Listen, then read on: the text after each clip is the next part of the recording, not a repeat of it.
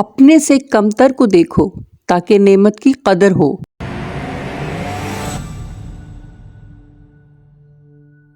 اس کی طرف دیکھو جو مال اور جمال میں تم سے کمتر ہے، اس کی طرف مت دیکھو جو تم سے فائق ہے۔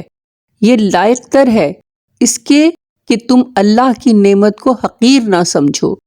صحیح مسلم 7430، بخاری 99۔ حضرت ابو ہریرہ رضی اللہ عنہ سے روایت ہے، رسول اللہ صلی اللہ علیہ وسلم نے فرمایا، قیامت میں سب سے زیادہ فیض یاب میری شفاعت سے وہ شخص ہوگا جو سچے دل سے لا الہ الا اللہ کہے گا۔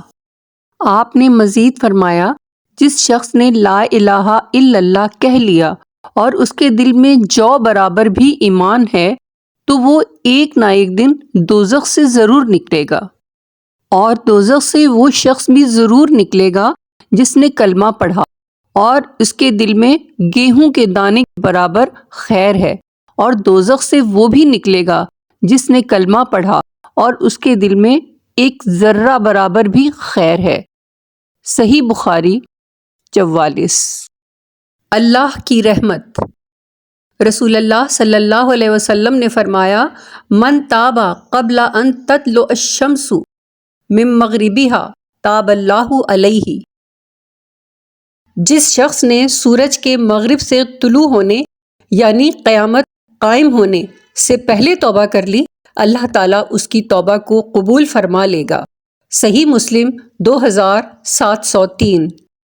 ہم سمجھتے ہیں کہ مال و دولت کی فراوانی، شہرت و منصب کا میسر آنا، شادی میں بہترین جوڑ مل جانا، خوبصورت پرسنالٹی اور صحت مند جسم کا ہونا، الغرض دنیاوی عیش و عشرت کا نصیب ہو جانا کامیابی ہے، جبکہ اللہ تعالیٰ فرماتے ہیں اصل کامیابی کیا ہے؟ فَمَنْ زُحْزِحَ عَنِ النَّارِ وَأُدْخِلَ الْجَنَّةَ فَقَدْ فَازَ۔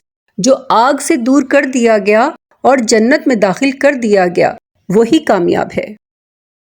بسم اللہ الرحمن الرحیم۔ ربنا آتنا فی الدنیا حسنۃ وفی الآخرۃ حسنۃ وقنا عذاب النار۔ اے ہمارے رب، ہمیں دنیا میں بھلائی دے اور ہمیں آخرت میں بھلائی دے اور ہمیں عذاب دوزخ سے بچا۔ آمین یا رب العالمین۔